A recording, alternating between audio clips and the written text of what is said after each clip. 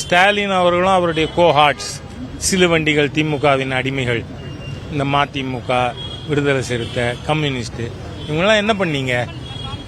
Go back மோடின்னு கருப்பு balloon விட்டு பள்ளிக்கூட குழந்தைகள் மாதிரியா விளையாடின்னு இருந்தார் ஸ்டாலின். அது எதுக்கு வந்தார் பிரதமர்? 1,00,000 பேருக்கு தமிழ் இளைஞர்களுக்கு வேலை கொடுக்க. அதுக்கு வந்தது மாத்திரமா? 2018 அடிக்கல் நாட்டப்பட்ட டிஃபென்ஸ் காரிடியர்லேருந்து இராணுவத்திற்கான டேங்க் உற்பத்தி செய்யப்பட்டு 2021 அந்த டேங்கை இராணுவத்துக்கு இங்கே சென்னைக்கு வந்து ஹேண்ட் ஓவர் பண்ணார்.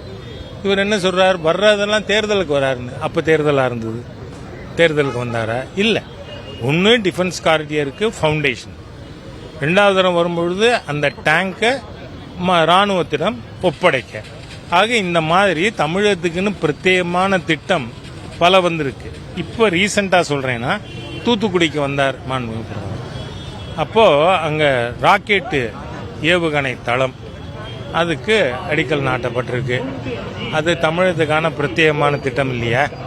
ஆகவே 10,60,000 கோடிக்கு திட்டங்களை கொடுத்தும் பொய் பேசுகின்ற ஒரு முதலமைச்சர் ஸ்டாலின். காரணம் என்ன? ஜுரம் வந்துடுது, தேர்தலில் தோத்து போவோன்னு பயம் வந்துருச்சு, அதனால உளறி கொண்டிருக்காரு. அதுக்கப்புறம் இவர் சொல்றார், இங்கே சென்னையில் வெள்ளம் வந்தப்ப ஏன் பிரதமர் வரலன்னு. சீனியர் மோஸ்ட் மினிஸ்டர் திரு ராஜ்நாத் சிங் அவர்கள் வந்தார், மறுநாளே வந்தார். அவர் வந்து இங்கே இருக்கிறதெல்லாம் அசஸ் பண்ணிட்டு போயிருக்கார். அதே மாதிரி தென் மாவட்டங்களுக்கு வெள்ளம் வந்தப்ப மாண்புமிகு நிதியமைச்சர் நிர்மலா சீதாராமன் வந்தார்கள். பிரதமர் வரலன்னு கேட்குறீங்களே, நான் கேட்குறேன், நீங்கள் சமூக நீதி பற்றி வாய்க்கிழிய பேசுகிறீங்கள. வேங்கை வயலில் பட்டேல் சமுதாய மக்கள் குடிக்கிற தண்ணியில் ஓவர் ஹெட் டேங்கில் மலம் கலந்துருந்தானே. இங்கே சென்னையிலிருந்து ஸ்டாலினுக்கு வேங்கை வயலுக்கு போக தெரியாதா? பாதை தெரியலையா? சரி, நான்கநேரியில், திருநெல்வேலியில் பட்டேல் சமுதாய இளைஞர்கள் கொடுமைக்கு உள்ளாக்கப்பட்டார்களே, ஏன் போல சீஃப் மினிஸ்டர்? சீஃப் மினிஸ்டர் போல வேங்க வயலுக்கு ரகுபதி போனாரா, இல்லை மையநாதன் போனாரா? அந்த மாவட்டத்தில் இருக்கிற அமைச்சர்கள் யாருமே போல. காரணம் என்ன? உங்களுடைய சமூக நீதி இஸ் ஒன்லி ஸ்கின் டீப், மேலெழுந்த வாரியா இருக்கு. வேஷம் போடுறீங்க. யூ ஆர் ஆன்டி தலித், ஆனால் வேஷம் போடுறீங்க. ஆகவே தன்னுடைய குற்றங்களை மறைப்பதற்காக மாண்புமிகு பிரதமர் மீது இவர் குற்றம் சாட்டி கொண்டு இருக்கார். தமிழக மக்கள் தெளிவாக இருக்காங்க. இந்த பேரிடர் நிவாரணத்துக்கு தொடர்ந்து தமிழகத்தில் சென்னை பாதிக்கப்படுது. அதனால் 5,000 கோடி சென்டர் கொடுத்தது. அந்த 5,000 கோடியில் எவ்வளவு செலவு பண்ணீங்கன்ன பொழுது முதல்ல என்ன சொன்னார் KN நேரு? வந்து அவரோட இளவரசர் பெரம்பலூர் வேட்பாளர், திமுகன்னா அப்படிதான், குறுநில மன்னர்கள் அவருடைய குழந்தை குட்டிங்க, அவங்களுக்காக தான் அந்த கட்சி இருக்கு.